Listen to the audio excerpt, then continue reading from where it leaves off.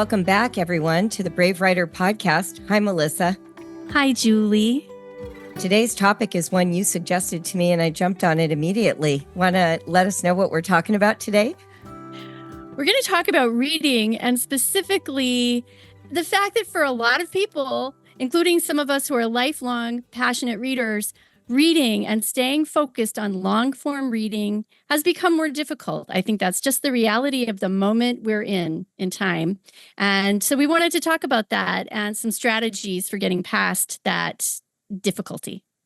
Yeah, and especially today when we're raising kids in this short attention span culture, there are books out right now discussing how our attention is being eroded, how it's difficult for us to get beyond the soundbite or the short form texting and captioning of Instagram posts or TikToks. And so I think, you and I have a long-term memory of going to the library, getting a book and getting lost in it. And we're hearing from homeschool parents that isn't happening as naturally for some of their kids. What do you think about all that? Are you seeing that in the families that you relate to or your own family? I am. And it's interesting because my family, my oldest is 29, my youngest is 16. So we've got this span. My youngest was a baby when the iPad came out, or when our family was given an iPad.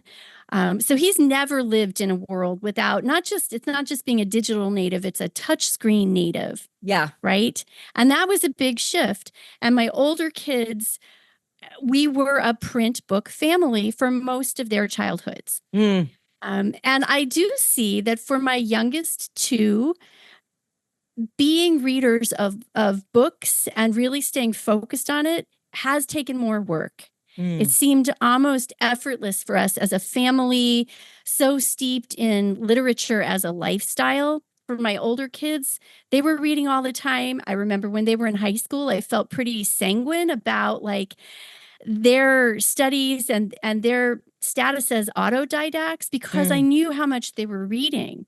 And then my youngest two, we still are reading a lot of stuff together in order for us all to stay focused on it. So I think that's one thing we can talk about today is how group reading is helping, but they're not quite as naturally immersed in books from dawn till dusk as I saw with the older ones. One of the deceptive things about having a phone or even a computer is that maybe there is a net gain for reading. We're all doing a lot of reading. We're not necessarily reading a long form book, but I noticed that before the internet, before I had a home computer, reading was an escape from the other parts of my day. It was mind food. It was giving me things to think about, characters to engage with. It was a way for me to feel connected outside of the little private world that I spent time in alone all the time. And one of the things that has shifted with the internet is that a lot of it is text-based. And we spend a lot of time reading emails, reading websites, reading our phones for directions, making lists. I was saying to my boyfriend, because he'll come home and he'll read this really thick biography that's 500 pages, dense, kind of writing. And I always say to him, it doesn't feel different than the rest of my day. The content might be different, but it doesn't feel like a difference. It doesn't feel relaxing to go from a day where I have looked at a screen the entire day, reading all of my messages, reading exchanges with you, reading, what's going on online, whether it's a newspaper or a Substack or an Instagram feed. And then I'm going to go open a book to relax. It almost seems antithetical to what I should be doing. I should make sourdough bread or knit, not read. I think that's such a good point. Reading permeates our days constantly. In fact, there's many times I have celebrated that about when we're talking about emergent readers and kids learning to read. And I celebrate that they're reading in their video games. And Yes, that's all helping build literacy skills. But you're right that there is this disconnect or this weariness about engaging with text. And it isn't quite the escape, or it feels to me like it takes more work for me to get to that place of losing myself, escaping. There's this quote in a book by Marianne Wolfe called Reader Come Home. Tell us who Marianne Wolfe is real quick, because I want Well, the so I know audience to know.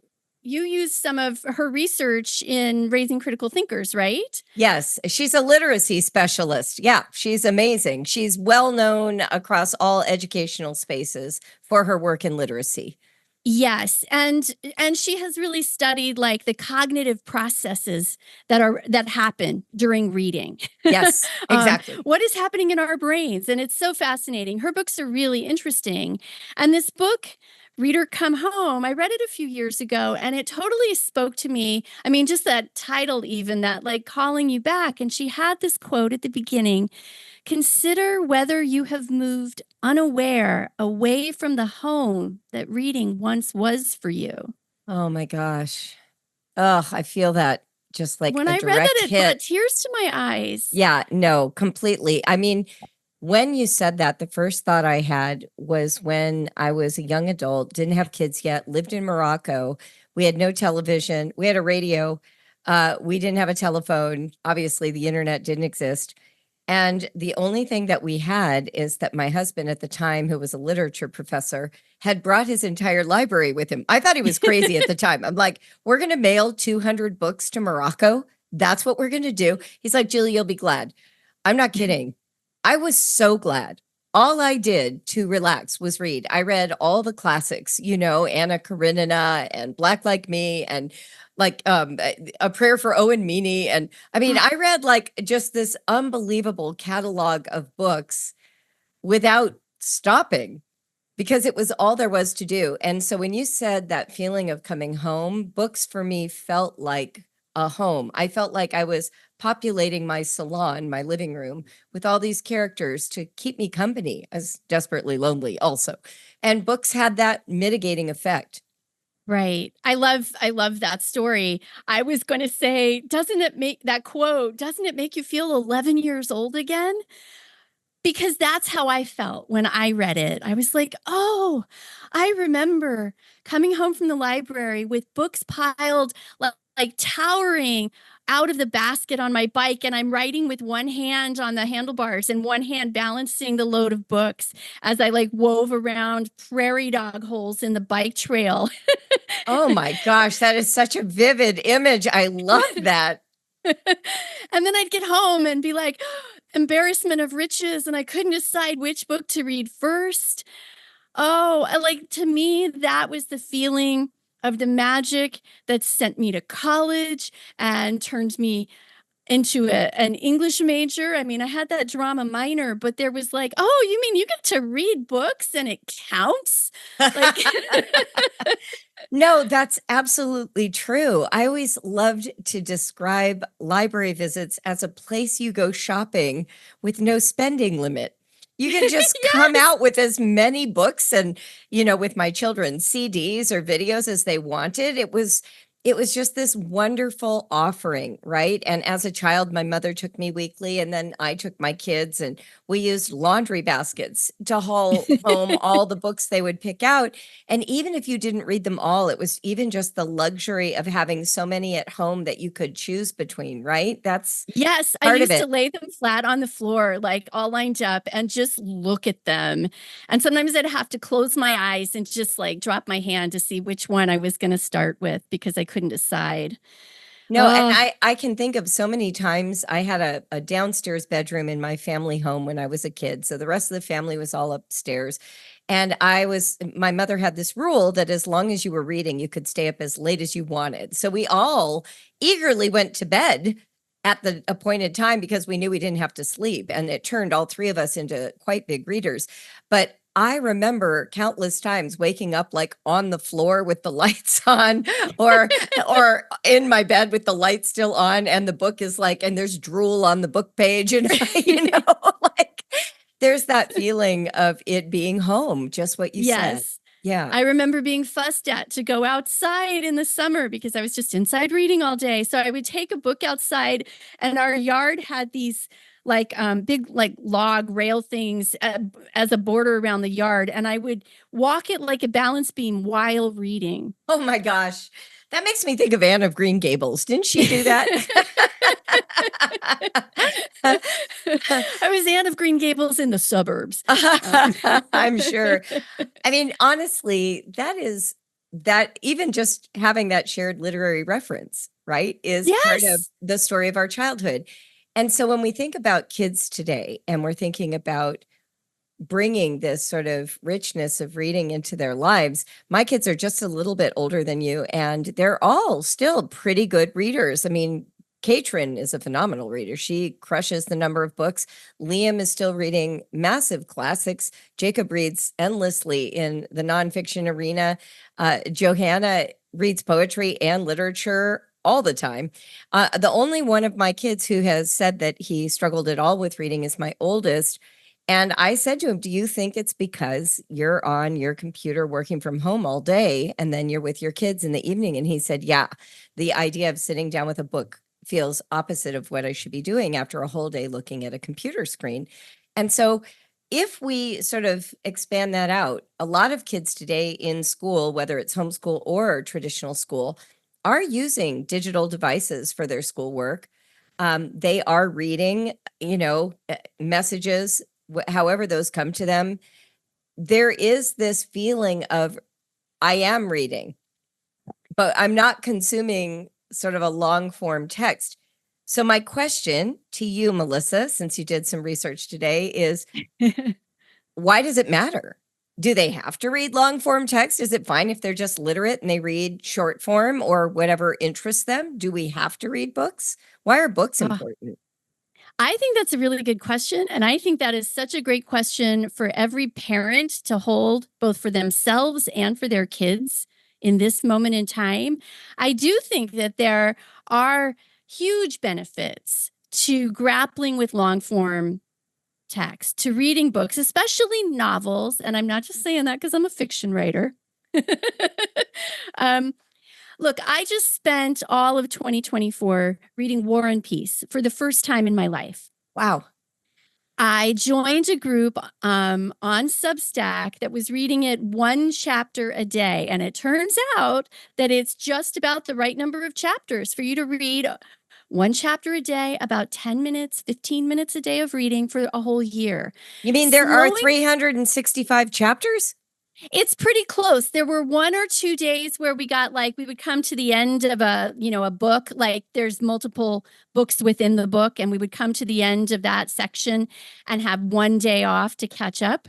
But I would say there were no more than five of those through the course of the year.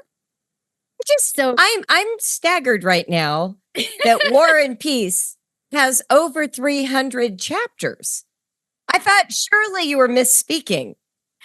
No, it's got to be like 360 chapters. Okay, mind blown. Mind blown. Keep going. This is insane. So here I am coming out of these years of experience of, lifelong reader, and then doing things like being a judge for the Sybil's Literary Awards, many years, right? For many, many years, I was a judge in the YA category, which would mean reading basically every YA novel published that calendar year. I mean, YA was split into speculative fiction and not, but so even dividing it that way, huge amounts of books, 70, 80, 100, 110 books some years. And that was just in the fall. Like all of that reading happened in a 3-month time span. And this YA, for those listening, is young adult fiction, correct? Yes, so we're talking novels, like full-length books. And Goodreads culture where you've got your reading challenge and you're sort of racking up like how many books. So this sort of tallies, quotas of reading. I was coming out of that and feeling exhausted and then feeling frustrated by the fact that I wasn't really reading for pleasure anymore. And that identity crisis. Who am I if I'm not reading? Wow. And I joined this group. It started again this year. The group is doing it again, but January of 2024, I started reading one chapter a day of War and Peace. And there were parts of the year where that 10, 15 minutes was it as far as reading outside of my job, right? Yeah. Yeah. Reading outside of communication, email, all the things you were just talking about. Slowing the pace down like that was so good for my brain. So my partial answer to your question of why does it matter? Is it important that we help coach our kids to be able to focus on a book?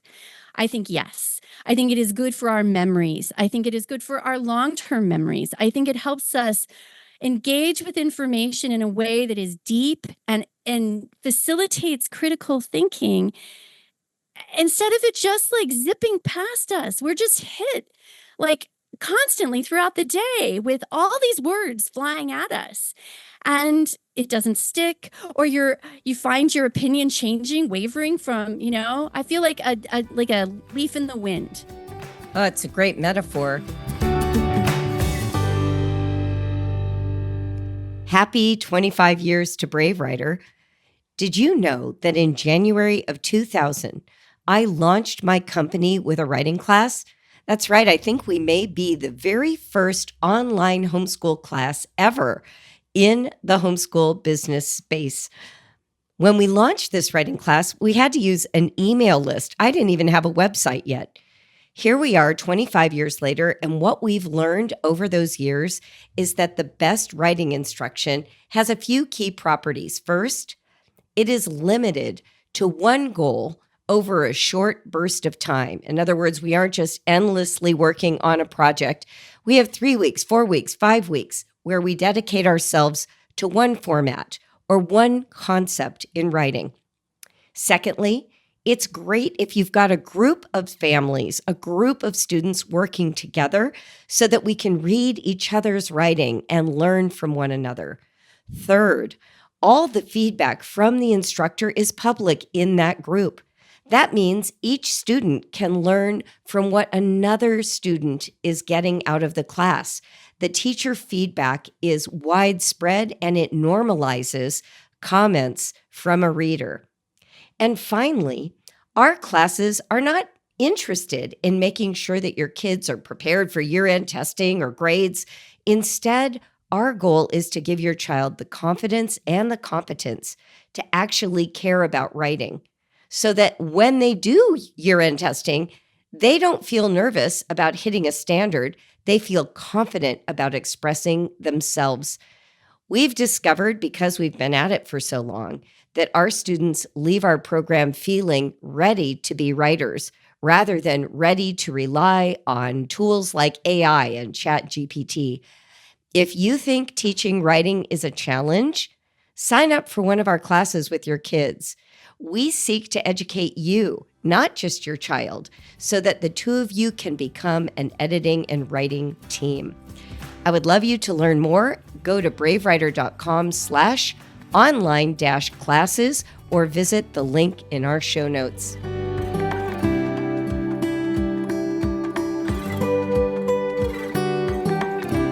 When you said that about sustained reading and the way that you went at kind of this bite-sized slow pace, 15, 20 minutes a day, but always the same book, one of the things that you're doing is you're giving your mind, your unconscious mind, your subconscious mind, a chance to do what Charlotte Mason always talks about, which is make interconnections between what you already know and this new introduced piece of writing. And those interconnections are what form the foundation of learning. Learning is not just mastering data or processes for how to do the data, right? It's not just learning times tables. It's not just learning counting. It's not just learning how to read. It's actually being able to take that information, let's say about numbers, and apply it to something that matters, data collection, Right. understanding statistics, being able to code for the computer. Likewise with reading, we aren't just learning how to read so that we can read a menu at a restaurant.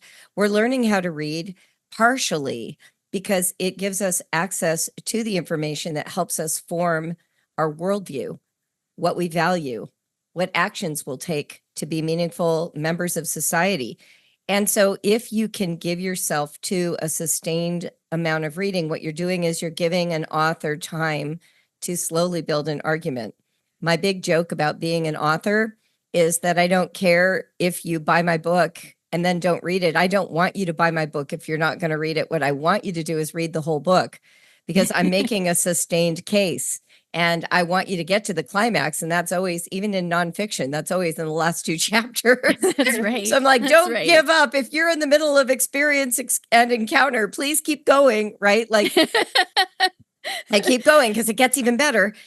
So what you're doing when you're in this sort of sustained saturation in a perspective is you're giving that author a chance to make their case, and you're giving your mind a chance to find a home for those ideas so that they become a dialogue partner with your own idea formation. And so when you're thinking about your children, be careful not to just think about reading as like a school subject you're checking off, or they should read these novels because it's on a list for high school. That's not the goal. Reading has the capacity to transform the way that you engage with the world and the way you understand yourself. You know, old Megyn Kelly from what is it? You've Got Mail, when she's talking about the reading you do as a child forms who you are. It helps you become the person you're meant to be. Like, that's actually accurate. Reading is different from film that way. It happens internally. There's nobody else around. It's language that you're making your own. I like that you're making this point about the benefit of these slower encounters, because I think the way that we're engaging with information these days, it comes at us so fast, and we know that we have a lot of quick reactions. We're reactive when it comes to what we're thinking and feeling about what we encounter on the internet. Before you go further, I want to read something from Raising Critical Thinkers, because I think it articulates what we're talking about here.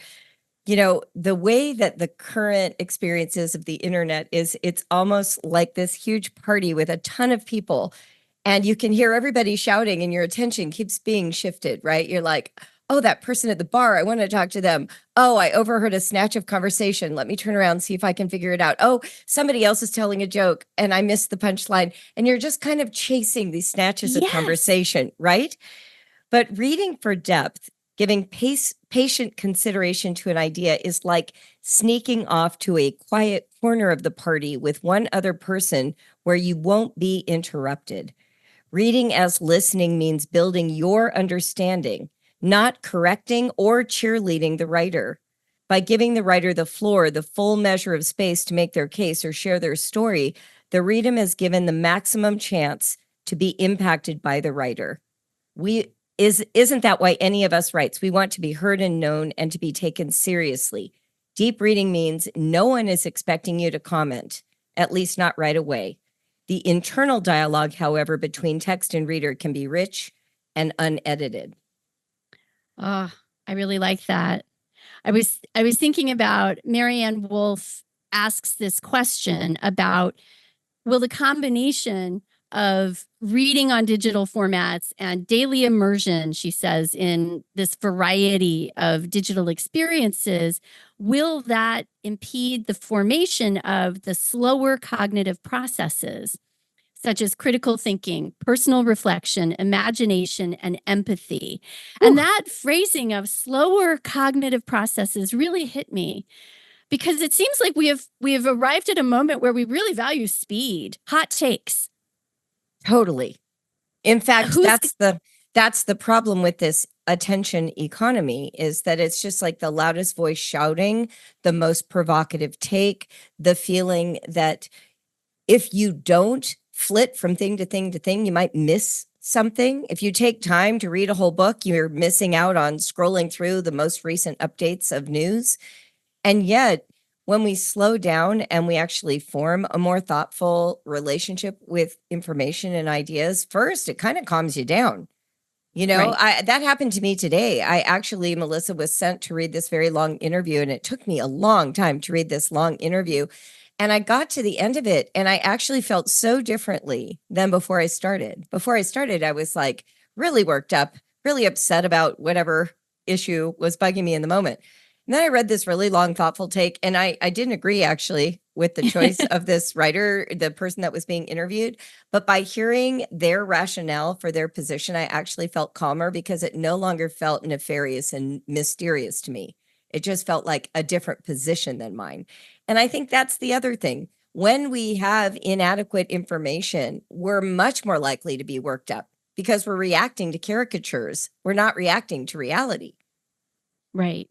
Right. Sometimes it's just a headline that sets you spinning. Yes. And you have to go for a walk before you're like, now, wait a second. Should I maybe have read the whole article before I got worked up? So if we're thinking about our kids, and especially when we're thinking about fiction, what is the benefit of just wasting, quote unquote, wasting an afternoon getting lost in a book, like Captain Underpants? I mean, is that a good use of time? I think that it is. And one of the reasons that I think that it is because of attention. Attention is one of our most priceless possessions because attention and time are intricately intertwined. And, the poets tell us that what we pay attention to is who we are or is the substance of our life. And whenever I remember that or think about that, I'm like, oh, there are a lot of dumb videos that are now who I am. Yeah, I totally get that. When you just said that, something came back to me as a memory. During this last year when my mother had all these hospital visits and doctor's appointments, there was one doctor that we went to who paid attention to what I was saying. I felt very frustrated last year. So often I would walk into one of these offices, I'd start to express what I thought they needed to hear, and they would hurry ahead to what they've already concluded was going on with my mother, and they'd give me their quick take, right? And then that didn't fix the thing. And there was finally this one doctor that we went to, the person who did her hip surgery, and he said, well, she's walking great. I think she'll be fine. He was getting ready to rush her out. And I paused and stopped him and said, except that she fell because of fainting. She didn't fall because she was being reckless. He stopped and he said, wait a minute, she fainted? And I said, yes. And I started to describe what happened. And he took this long time listening, asked me a bunch of questions. And then this is what I'm trying to get to. He was sitting on a stool and he literally turned his stool away from me and looked out the window for like 3 whole minutes, which if you've ever sat there for 3 minutes looking at a doctor, and then he turned back and he said, I'd like to give this more time. I'm really thinking it through. I'm going to leave and come back. And he left. And then he came back and he had like a whole description of what he thought was going on and set into motion all the treatment plans that we needed. And I thought, wow, he listened. He silently reflected in front of me. And then he went and crafted a plan. And I thought, why does that feel so unusual? Because I've never watched anyone think before they speak. It's a remarkable story, getting to witness somebody thinking. Yes. Wow. It was amazing. We just sat there. I was like looking at my mom like, is he going to say anything? Right. But you're afraid to disrupt because if something is happening there. I mean, Julie, when is the last time any of us just sat still just to think? Like there's a writer I love named Eric Maisel, and he writes a lot of books for writers and artists about how to keep hold of our creative processes in a world full of distractions. And he says, look, go to your calendar and schedule imagination time.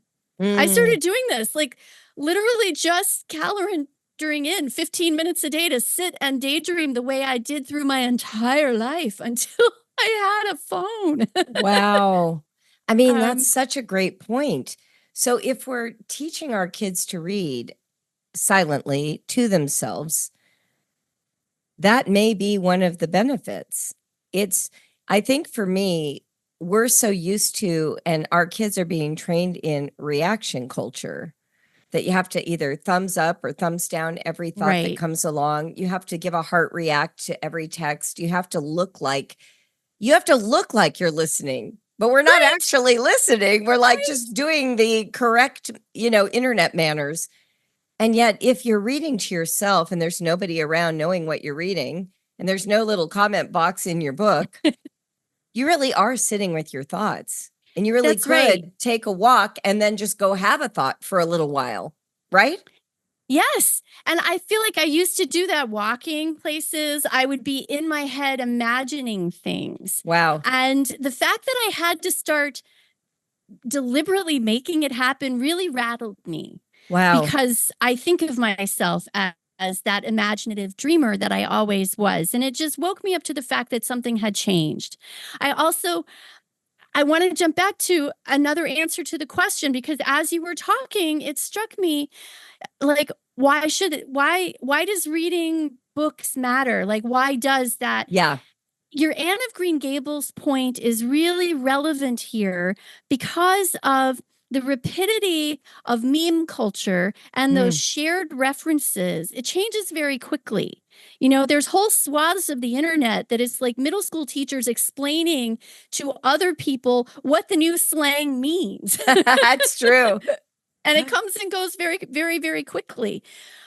Where you and I and a lot of people listening to this hear the words Anne of Green Gables, and instantly it calls up a host of references. We have that shared context. So it is part of what sustains the culture across generations.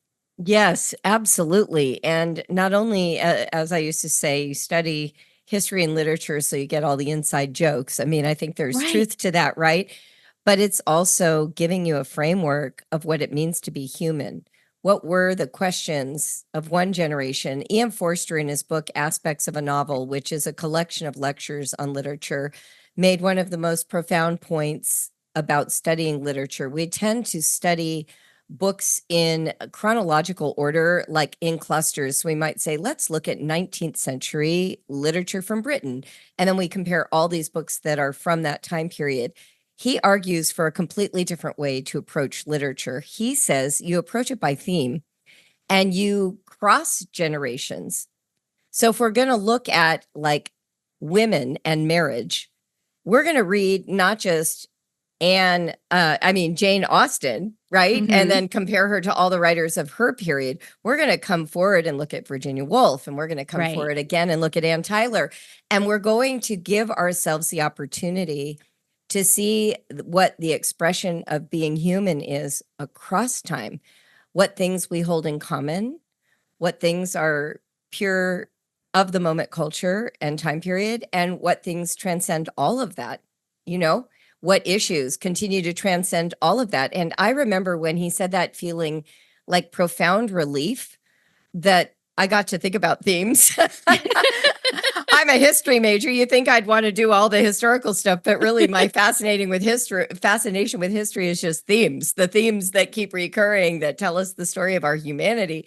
And so that's part of why we read, is to get, it's why we observe art. It's to get in touch with that common thread and how we work out the problems of being human over time. It's the best and most meaningful experiences of my life have been drawing connections between those voices from the past and the present moment. I mean, I really don't think there could have been any better medicine for me in 2024 than reading War and Peace throughout the whole year. Incredible. And seeing that the problems being grappled with were our problems, and that the feelings and reactions and emotions and passions were ours, like that was very powerful to me. So I think when I come to this strong position that, yes, I want my kids, I want all kids to be able to experience that, and the shock of realizing that we might have to work harder at making it happen than we once did. I have to work harder at making it happen for my younger kids than I did for my older kids. Yeah, so let's get practical. What are some of those methods? How do we help our kids read? I know for me, one of the things we already touched on, so I'll just make sure it gets in this list, is going to the library, because it really is like shopping with, an unlimited credit card. You just go in. One of the little known places to send your child, besides, to the Babysitters Club or something, is have them pick a topic and go to the nonfiction section and let them Yes. collect books from there in addition to novels. But really letting them finger actual books, see them lined up. You get ideas of things to read just by seeing which books are next to each other, as opposed to looking on an Amazon or Barnes and Noble website. So Right. visiting the library for me is a way to at least draw interest in the idea of reading. All right, your turn. I What's love an that. idea? I love that. So I was thinking about how when I was in elementary school in the 70s, the best part of the school day was sustained silent reading. And that was when the whole class, we would just have our books and sit at our desks and read quietly in class together. And I think in the 90s, I feel like a lot of our listeners probably remember Drop Everything and Read, Yes. DEAR, right? Yes. DEAR. And that was the same concept. It was a classroom full of kids reading books. I think families can adopt that strategy. I have recently introduced that with my teenage son because he's reading Jane Eyre. And I realized that we were just finding difficulty, and it was crazy to me, squeezing it into the day, for him to have time to do the reading. And I was like, whoa, hold the phone, record scratch, everything's upside down. How can that be? And the solution was so simple, and it just took doing it. Oh, I'll get my book, you get your book, and we'll sit down and read together. Yes, and finding an established time of day to do it. Sometimes it's even nice after dinner, involve the other parent as well. Light a fire if it's cold in winter, and just everybody sits in the same room reading. There can be, they talk about in special needs communities, body doubling, Yes. having you sit next to someone to support them while they're doing a task. And that's the way it can be with reading. If everybody is reading, then you don't feel like you're missing out on something. There's just like, oh, I guess this is what we do for these 20 minutes. In my Right. family, we used to light a candle when we would do this kind of reading time. And my youngest kids were meant to just page through picture books, and they couldn't look at a clock. So I would light a candle, and then when I blew it out, the reading time was That's over. the signal. Yeah, that was the signal. I like that you're invoking these elements that are physical, because I think inviting our bodies into the delights of reading is an important piece of the puzzle here. Some of the stories that we told at the beginning of this episode had to do with the physicality of reading, snuggling under the covers. Or I remember my husband talking about summers under the air conditioner, reading The Lord of the Rings. So almost ritualizing the physical experience of it, whether it's lighting a candle or everybody has a mug of something they love to drink or just the right blanket, but including the body in the experience. I know as an adult, one of the things that has helped me kind of get back into long form reading was a suggestion from one of our staff members. My staff member, Jeanette, told me that she downloaded the Kindle app on her phone, and she found that she was reading more books because she was used to the feeling of scrolling, and reading a book helped her to have the scroll experience, but she was reading long form writing. So I chose to do the same thing. But what I noticed is that the notification pinging would make me pop out at times. And my daughter, Katrin, actually just came up with such a good solution. It's such an obvious one, but I want to give her credit because it was her who told me. She said she always starts the day in the morning before she leaves for work reading. She reads on her phone. It's a novel. She keeps her notifications turned off. So her phone is silent. She's only reading. She's got music on, lighting, and she's alone. And that's how she kicks off her day. And I realized that part of what would happen for me is because I was spending the whole day reading, I was tired of reading by the end of the day. But if I started my day reading something that wasn't the computer, I had energy for it. I just needed to shut down all the notifications. So I took that advice, and it actually shifted how I felt about reading on my Kindle, which is on my phone. And that's been really valuable for me. We can apply that same advice to our kids. Yes. If screens are a part of their day, and realistically they are for both learning and pleasure, starting out the day with books. And, I want to say about reading on your phone, I remember how revolutionary it felt to me when it was probably when my youngest was a baby and I got an iPod Touch when those first came out. So it wasn't a phone, right? But it was a touch screen and I could read books on it. Just a few like classics you could get like Right. from Gutenberg. And I loved it because I could read one-handed while I was nursing a baby. So good. Somewhere along the way, things shifted, right? That iPod Touch turned into a smartphone. Yeah. And yes, I could easily put it in airplane mode and read on the Kindle app on my phone, but it takes more steps. And so there's more friction to get me to that place of immersion. And I think you just lose the habit of immersing. That's true.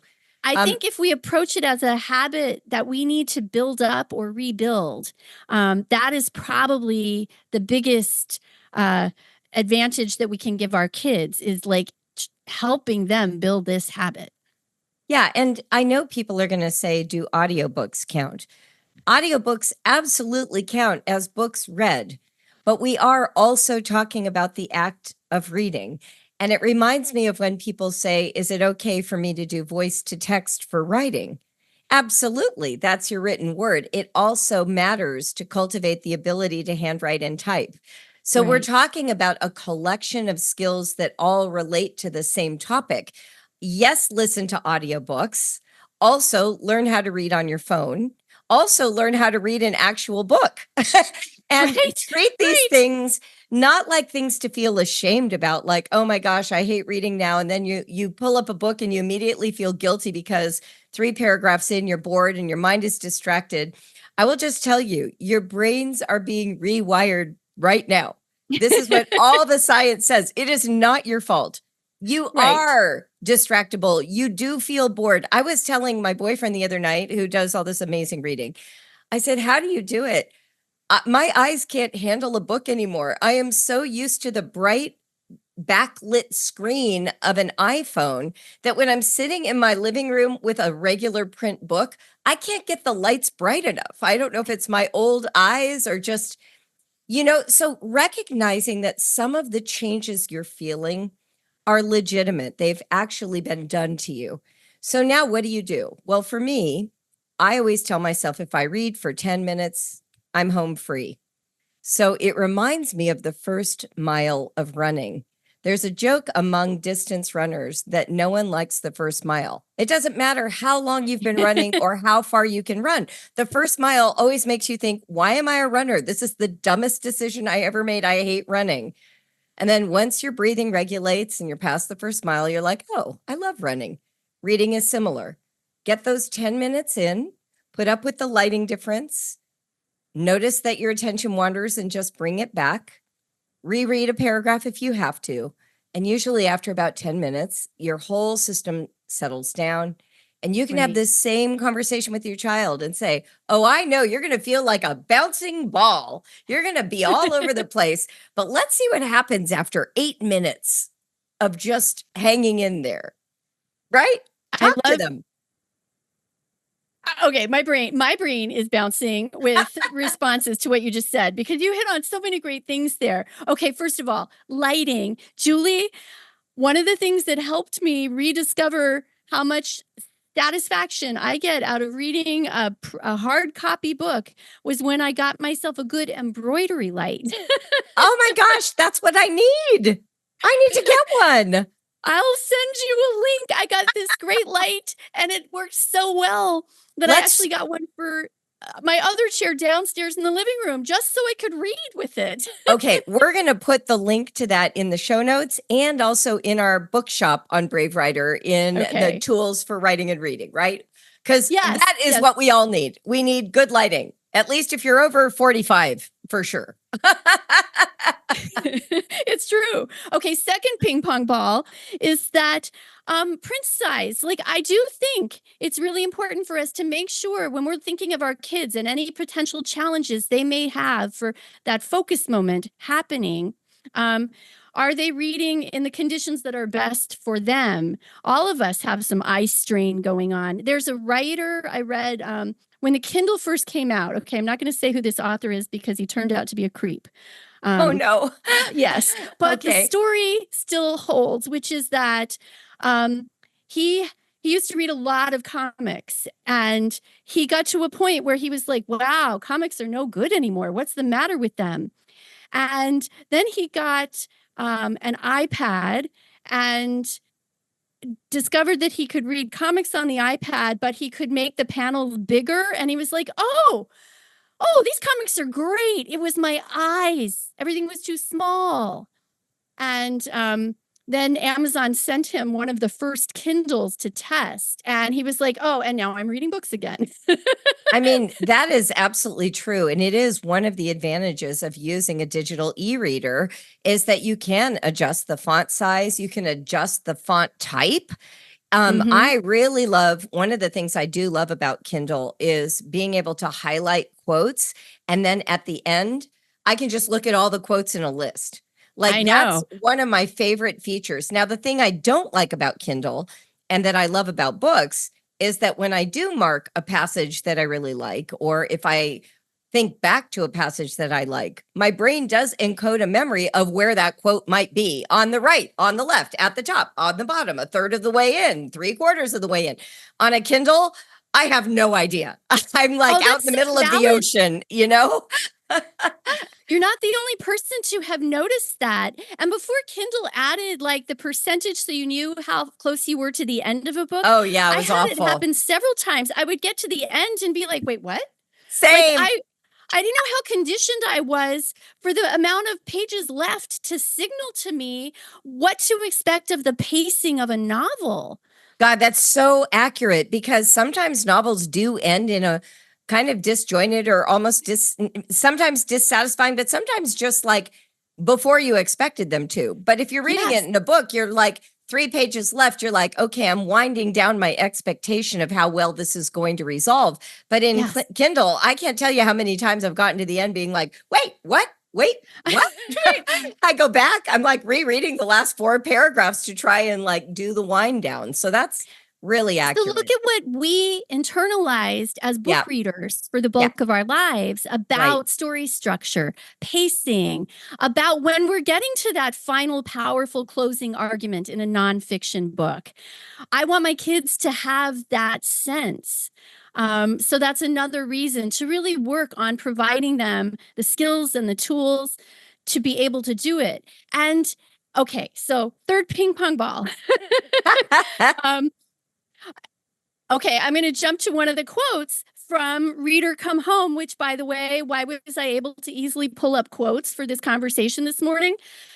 Because I read that book on my Kindle, and I sent all of the highlighted passages to Readwise, which is my favorite way to like engage with things that I've read. And I could talk about that at the end because it has a little cool extra little feature.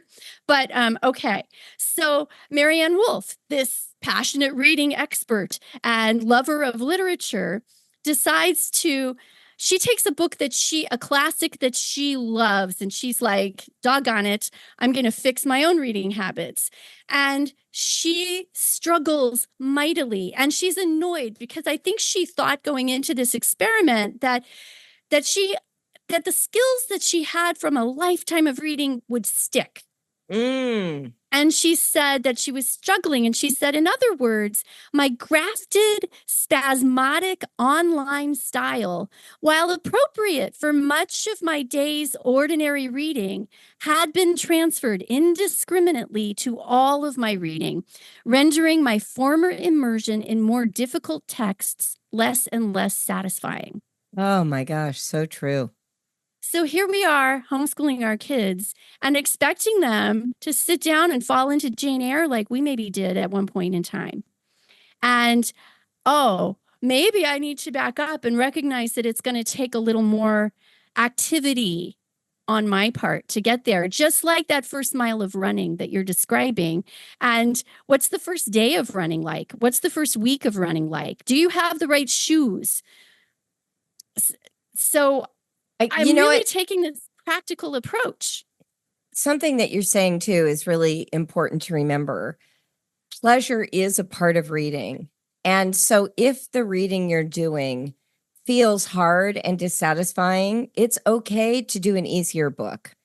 You know, people a lot of times with children say, is it okay if they read Calvin and Hobbes? Is it okay if they start with comic strips? Yes. Yes, it is. It's really important for them to connect with the words and have it be a pleasurable experience. And so if you think of it like this distance running analogy, you want to give them a challenge, maybe once a week, where they stretch to do something a little bit more difficult. So maybe they've been reading comics and then poetry and then, you know, a short paragraph. And then maybe on Friday, they're working on a novel. And it's a novel that's appropriate to their age and it's appropriate to who they are. But that's the day when they stretch themselves. And for some families, for some kids, the task of doing it alone is too much. You can do this paired reading where your child reads a paragraph and then you read a paragraph and then they read a paragraph and you just go back and forth for a little while, helping them sustain that energy instead of it's like me with my running group. I never did long runs alone. I did them with a group. And we traded lifesavers and we took breaks and had ice, you know, ice water. Like that's the way to think about this. You don't just send your child off to read an entire novel and then be disappointed when they don't do it. Another way to support reading, especially if, let's say, you've got a high school student and you're starting to want them to read nonfiction, let's say a history text or something that is sociological or about government or something that is not a novel that has that natural, you know, kick to it. You can put Post-it notes or even physical written notes in the book next to places that you hope they pay attention to. And you could put something like, come talk to me about this trade deal when you get here, because I have thoughts. Or did this surprise you as much as it did me? Put those kinds of, they're used to comments on text on their phones, right? So go into their books and leave them some notes to discover. And they have to read the context to even understand your note. So these are ways to support building that reading habit if they don't have one yet. That's so good. I remember a time long ago when one of my kids and I were reading the same Brian Jakes novel, one of the Redwall books. And we just had a notebook where while we were reading, we would jot stuff down and hand the notebook back and forth so that you could remember all the things that you wanted to tell each other about it. The buddy reading experience is invaluable. I think I had tried to read War and Peace probably 10 times over my lifetime. Did I manage it until I was reading it with a group? I did not. No. And that is where reading aloud is so powerful too. I started by talking about living in Morocco and all the reading I did alone. But my longest books that I read aloud to my husband. It was sort of our, you know, streaming service. I was it. Episode by episode with Julie. And we have so many memories, cherished memories from that time, because there is something about being able to immerse yourself in the storyline together and share the emotional highs and lows. So reading aloud counts. And it is a way to model what it looks like to sustain commitment to reading. And so that's true. And you're sliding a few more tools your kids' way because they begin to absorb inflection and character voices and personality, right? Yeah. So you make it easier for them then to sit down. So reading aloud, Julie, I think we've talked about this in the past. Sometimes you start out a book as a read aloud. And then you let them finish it, or you read the first book of a series. Oh, Dawn and I talked about this when we talked about our favorite book series for kids. You read the first book together. Perfect. Out loud, and then turn them loose to read the rest of the books in the series. And it's so great if you, the parent, also read them so that you can have those juicy discussions. Okay, now see, I was with you until that last comment. No, I'll tell you why. I read the first book of Redwall. I read Mossflower, the second book. And then I was like, you're on your own. I am never reading another one, because my big joke is no matter what is going on in one of those books, if I'm like reshelving all my spices while I'm reading because I've lost interest in the story, my kids would say, what's going to happen next? And I'd say they're getting ready to attack the Abbey. And that was always correct. It's so true.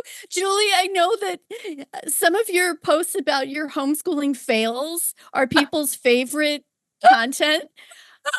The Redwall series is one of my biggest parenting fails of all time because I promised a child on her birthday that I would read the whole series. Oh God, that's not even possible. There's too Her many next birthday, books. she'll be 30. So I'm now like 20, I don't know, 3 years out Oh my late on gosh. delivering on that. I'm never gonna. If You she's never listening, are. I'm sorry.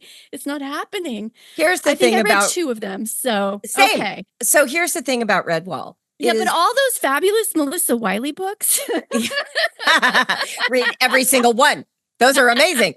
But I was going to say the thing about Redwall is it is the perfect series for kids to read. Like Oh, it it is is. absolutely right for that level, like 8 to 13, that age range who can read. It is delightful. It has just enough suspense. The characters are well drawn. The drama is high stakes without being gory, creepy, bad. And so for an Right. adult, it's like, okay, I get it. Right. So you read 2 books, you're like, I got it. I got it. But for Right. kids, there is a certain thing about inhabiting the world and revisiting those themes over and over again. Right. And The so, predictability. yes, exactly. Formula reading is important. It's very Yeah. important for kids. I wanted to make a plea earlier, like piggybacking off something that you said. I want to plead with all parents to never tell their kids a book is too easy. The way you said, like let them start with easy stuff.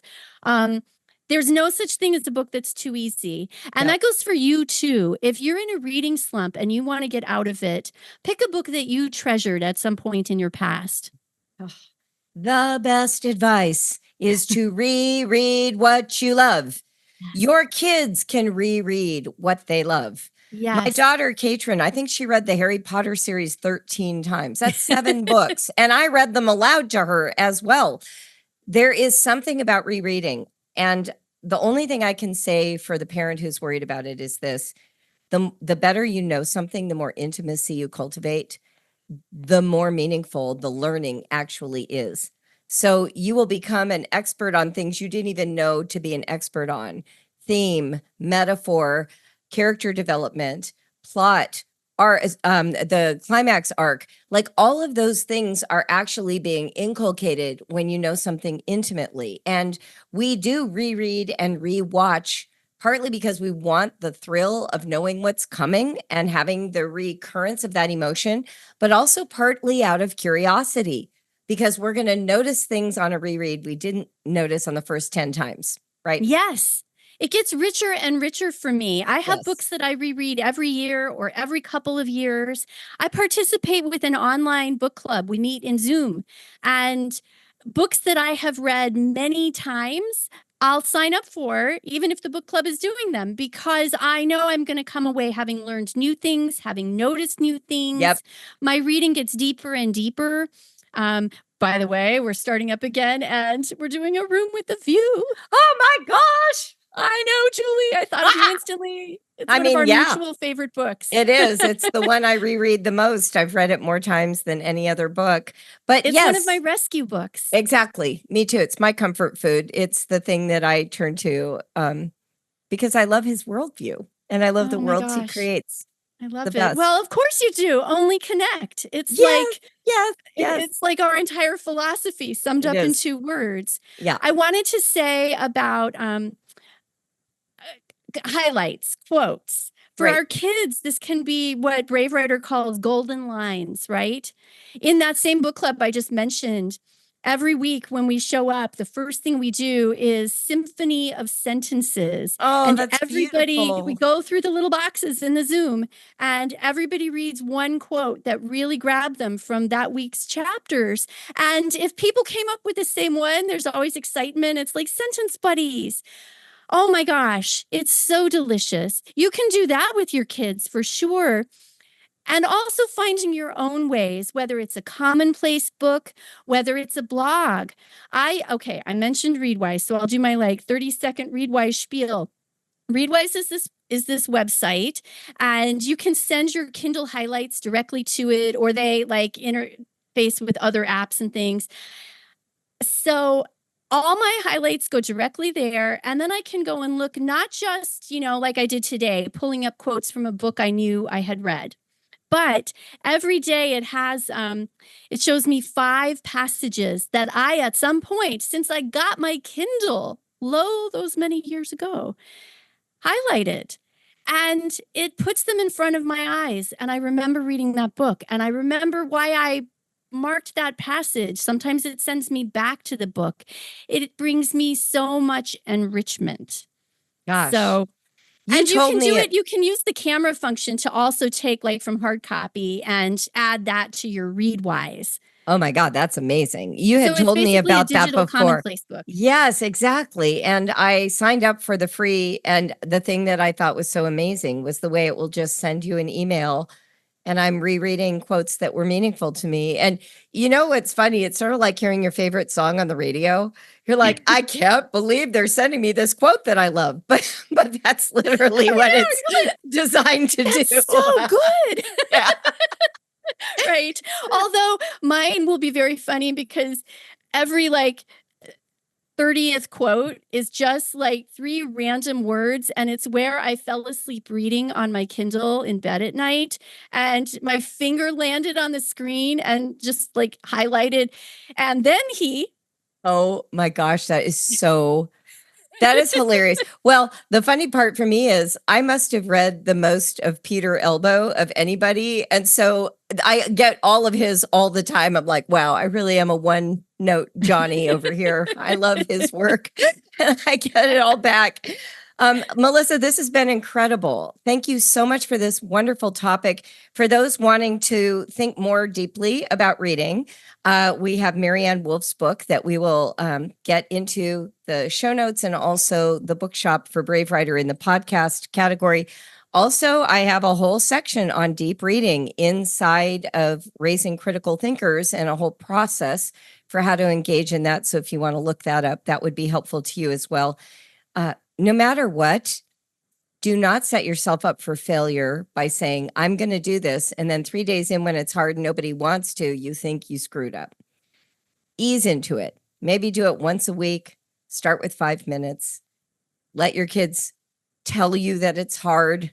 Don't be disappointed if it feels hard for you. This is a process that takes time to re-invite reading. And the benefits will be revealed to you over time. It's not something that you can know initially. It takes time. I want to hear about the benefits. I want to hear what people discover if they lean into a practice of family silent reading time. I love or it. Buddy reading. I want to know. Fantastic. Me too. All right. Well, thank you, Melissa. We will see all of you next week. Have a great week, everybody. Bye.